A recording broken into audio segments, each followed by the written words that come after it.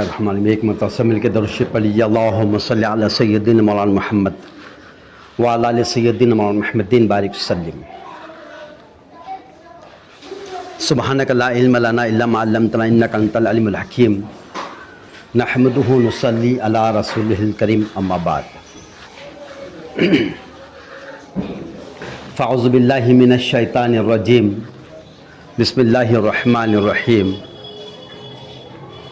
ومن احسن قولا ممن دعا الى اللہ وعمل صالحا وقال اننی من المسلمین صدق اللہ العظیم۔ محترم بزرگوں اور دوستو، اللہ رب العزت قرآن کریم میں بیان فرما رہے ہیں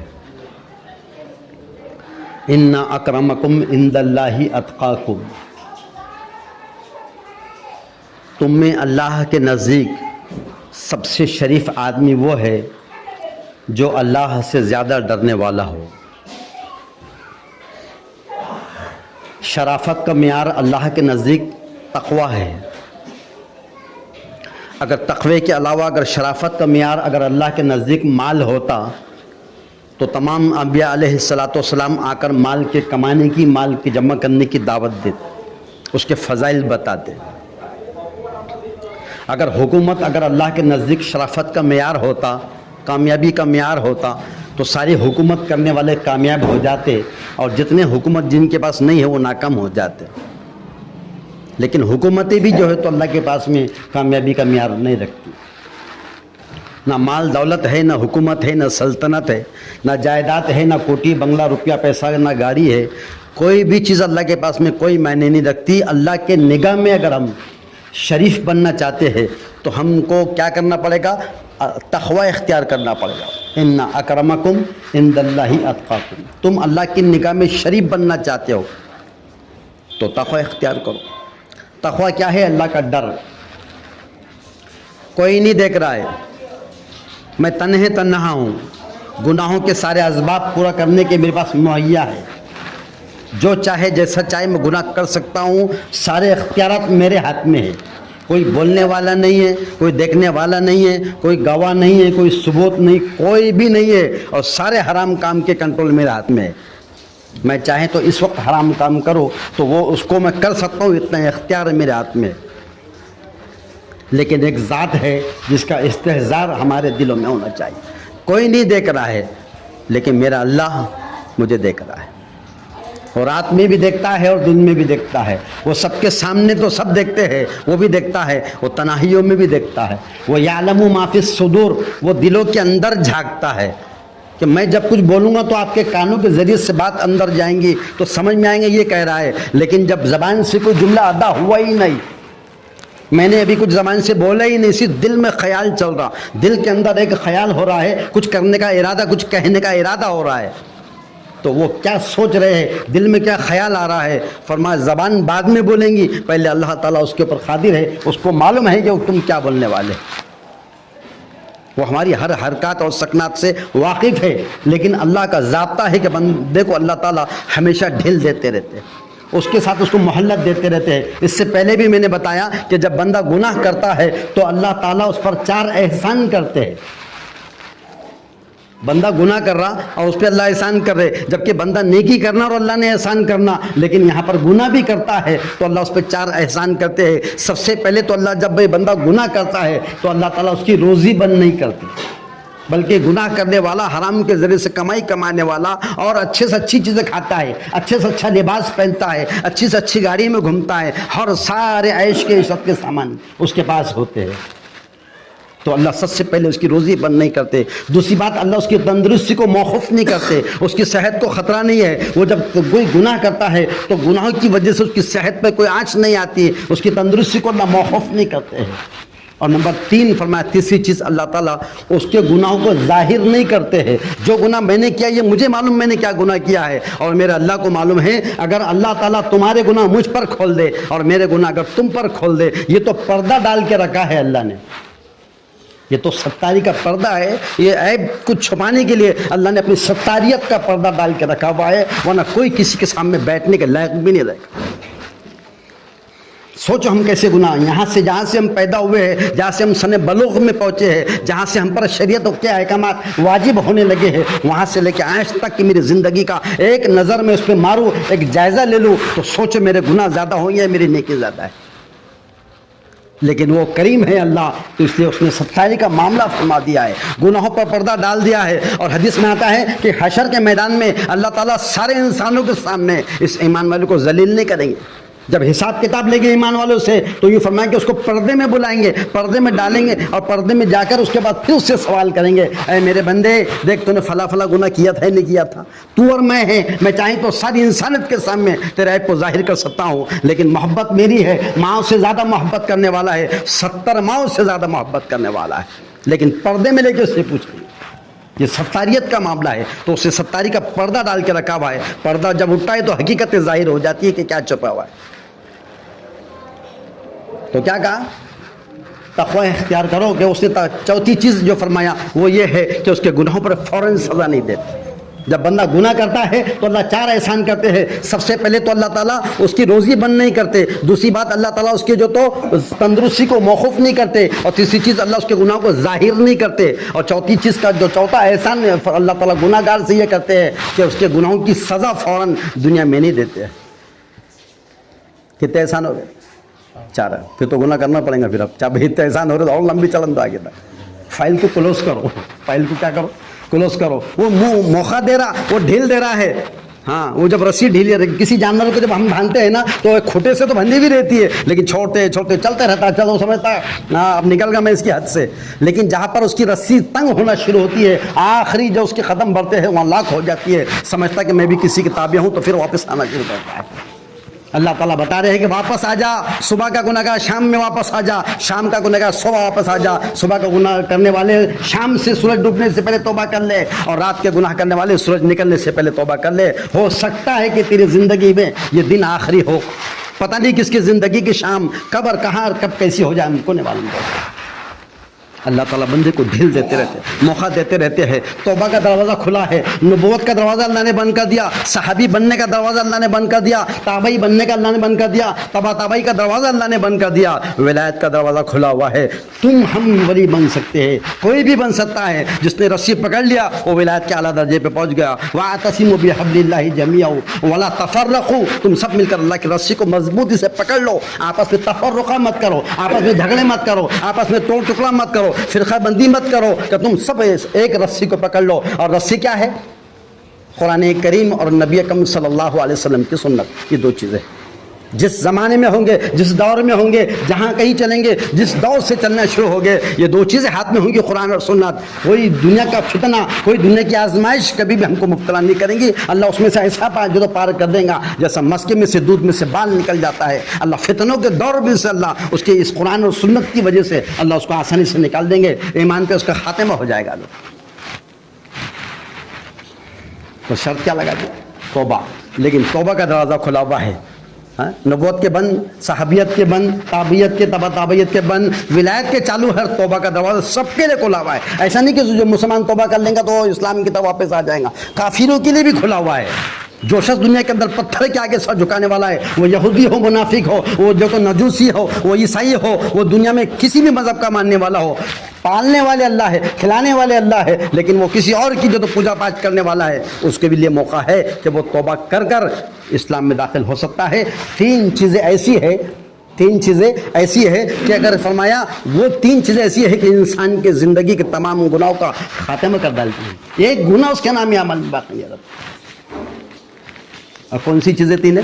سب سے پہلے کہ ایک آدمی خدا کو چھوڑ کر پیدا اس نے کیا، کھلا رہا پال رہا وہ ہے، پلانے والا وہ ہے، پالنے والا وہ ہے، سب کچھ اس نے کیا ہے، اور وہ خدا کو چھوڑ کے کسی اور کی عبادت کرتا ہے، خدا کو چھوڑ کے کسی اور کی پرستش کرتا ہے، تو وہ کافر ہوتا ہے۔ اور کافر فرمایا کفر میں پڑا ہوا ہے، تو فرمایا کہ جب وہ اسلام کے اندر داخل ہوتا ہے اور جیسے وہ سچے دل کے ساتھ زبان سے لا الہ الا اللہ محمد رسول اللہ، اشہد ان لا الہ الا اللہ واشہد ان محمد عبدہ رسولہ، رضیت باللہ ربا ولکم الاسلام دینا وبمحمد النبی صلی اللہ علیہ وسلم، سچے دل سے کہتا ہے، زبان سے اقرار کرتا ہے اور دل سے تصدیق کرتا ہے، اور پھر اس کے مطابق اس کے عقیدے کو اوپر قائم رہتا ہے، تو فرمایا کہ یہ اسلام میں داخل ہونے ہی کے ساتھ اس کی زندگی کے تمام گناہ معاف ہو جائے جاتے ہیں جو اس نے زندگی بھر کے تمام گناہ پتھر کے آگے سر جھکا کر کیا تھا، اللہ سارے گناہوں کو معاف فرما دے. کس کے؟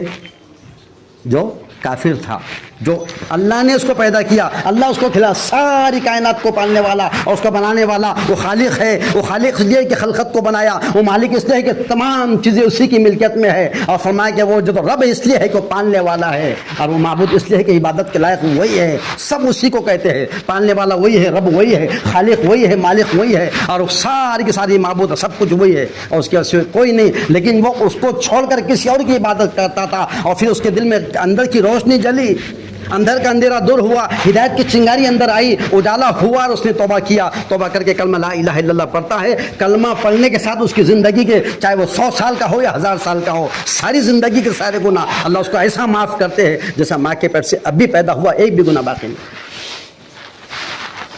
یہ ایک ہوا.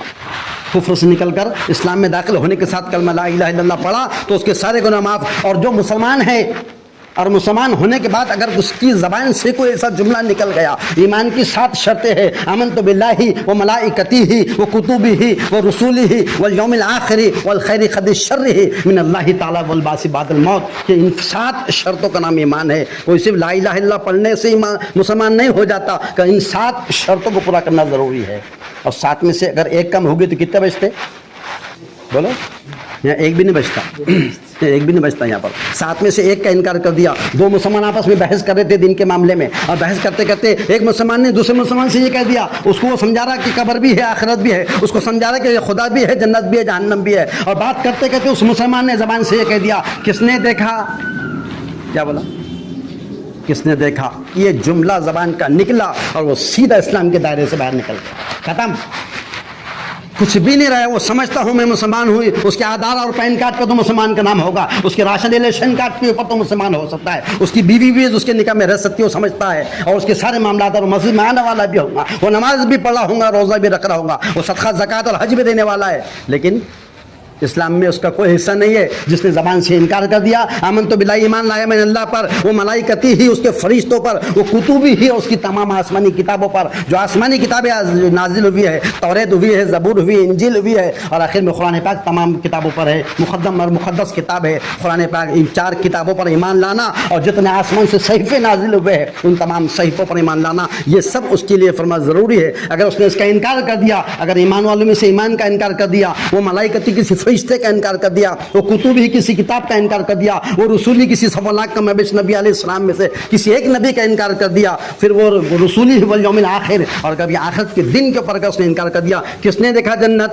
کس نے دیکھا جہنم؟ تم کو کیسا معلوم خدا ہے کیا؟ اگر ایسا سوال اس کے زبان سے نکل گیا، اسی وقت اسلام کو چھوڑ کے باہر نکل گیا. وہ سمجھ رہا ہوں مسلمان ہے، لیکن وہ مسلمان اسلام میں نہیں ہے. مسلمان سمجھنے سے مسلمان نہیں ہوتا ہے. مسلمان کو اسلام کے ارکان پورا کرنے سے، اس کے احکامات، اس کے شرائط اور ضوابط پورا کرنے سے وہ مسلمان باقی رہتا ہے. دعا کرو کہ اللہ تعالیٰ ہم اپنے ایمان اور اسلام کے اوپر باقی رہے. والیوم الآخر والخیر قبل الشر ہے. اور جو تقدیر میں اللہ نے لکھ دیا ہے، اگر میری تقدیر میں اللہ نے مجھے نفع لکھ دیا ہے، ساری دنیا کی کائنات مل کر اس کو نقصان نہیں پہنچائیں گے. اور جب اللہ ہی نے مجھے نقصان لگا لکھ دیا ہے، پوری دنیا مل کر اس کو نفع نہیں پہنچا سکتی. میرے نصیب کا ایک دانہ، میرے نصیب کا پانی کا خطرہ، ایک سانس اگر میری زندگی کی اگر باقی ہے، تو پوری دنیا کی ساری طاقت مل کر بھی مجھ سے وہ میرا دانہ اور میرا پانی اور میرا ایک خطرہ پانی کا، اور مجھ سے ایک سانس بھی مجھ سے چھین نہیں سکتی. یہی میرا ایمان ہے. والخیر خیر شر ہی من اللہ تعالی والبعث بعد الموت. اور پھر آخرت کے دن کے اوپر اٹھ کر کھڑا ہونا ہے، اللہ کے سامنے کھڑا ہونا ہے. مالک یوم الدین ہے، وہ ساری انسانیت سے حساب لینے والا ہے. جتنے پہلے تھے وہ سب وہاں ہوں گے، جتنے آج زندہ حیات ہے وہ سب وہاں ہوں گے. اور آج سے لے کے قیامت تک آنے والے آخری انسان، وہ جو دنیا میں ہوگا، انسان اور چرند اور پرند اور درند اور مویشی اور زمین والے اور آسمان والے اور فضا والے اور سمندر والے اور جتنے مخلوق اس میں فضا میں رہتی ہے، ساری مخلوق کا حساب لینے والا ہے. اس کے سامنے کھڑے ہونے کا یقین ہو کہ دنیا میں کتنا کرنا ہے کر لو، کتنا جھوٹ بول سکتے ہیں بول لو، کتنا دنیا میں دھوکہ دہی کر سکتے ہیں کر لو، جو کچھ کرنا ہے سب کچھ کر لو. لیکن ایک بات کو یاد رکھو، مالک یوم الدین کے سامنے کھڑا ہونا ہے، اور اس کے بعد اس کی زندگی کا سارا حساب اس کے سامنے دینا پڑے گا. ایک سینگ والی بکری کو اور ایک بے سینگ والی بکری کو لایا جائے گا، اور بے سینگ والی اس کو سینگ نہیں تھے، وہ کہیں گی اے اللہ مجھے سینگ نہیں دیا تھا، اس کو سینگ دیا تھا، اس نے مجھے ماری تھی، لیکن جواب دینے کے لیے میرے پاس سینگ نہیں تھے. اے اللہ تو میرا انصاف کر. وہ مالک یوم الدین ہے، اللہ اس کو سینگ دے گا، وہ اس کو ماریں گی اور دونوں کا حساب کتاب ختم ہو جائے گا. اور جب وہ سارے جانور چرند پرند کا حساب ہونے کے بعد جب وہ مٹی بن جائیں گے تو اس کے بعد انسان جب یہ دنیا میں کھڑا ہو کر دیکھے گا, حشر کے میدان میں دیکھے گا, تو کہیں گا کہ اللہ کاش کہ یا لیتنی کنت ترابا, کاش مجھے بھی اگر مٹی بنا دیا جاتا تو کتنا اچھا ہوتا. اے اللہ مجھے جنت جہنم سے بچانے سے بہتر میرے وجود کو ختم کر دے, میرے اندر کی جو میرا جو وجود ہے اللہ اس کو ختم کر دے, مجھے مٹی بنا جیسا جانوروں کو بنا دیا ہے. اس دن حسرت کرے گا, اس دن دیکھیں گا جانوروں کو مٹی بنتا ہوا, کہیں گا کیا کاش میں دنیا میں پیدا ہی نہ ہوتا تھا, کیونکہ مجھ سے نیک اعمال ہو نہ سکے, مجھ سے گناہوں سے بچنا ہو نہ سکا. اے اللہ میرے گناہ ہی میری ہلاکت کا سبب بن گئے. اے اللہ میں گناہوں سے معافی چاہتا تھا لیکن موقع نہیں ملا, میرے کاروبار نے, میرے مال کے کمانے میں, مال کی محبت نے اے اللہ مجھے اتنا موقع نہیں دیا. میں جانتا تھا مجھے مرنا ہے, میں جانتا تھا مجھے حشر میں کھڑا ہونا ہے, قبر میں تنہائیوں کا سامنا کرنا پڑے گا, لیکن اتنا آج کروں گا, کل کروں گا, کل کروں گا, ایسے بولتے بولتے آج میں تیرے پاس پہنچ گیا. اے اللہ میرے بس کی بات نہیں ہے. حضرت عائشہ رضی اللہ تعالیٰ عنہ فرماتی ہے کہ فرمایا اللہم حسبنی حسابا یسیرا, جس کا اللہ حساب لے لے وہ ہلاک ہو گیا.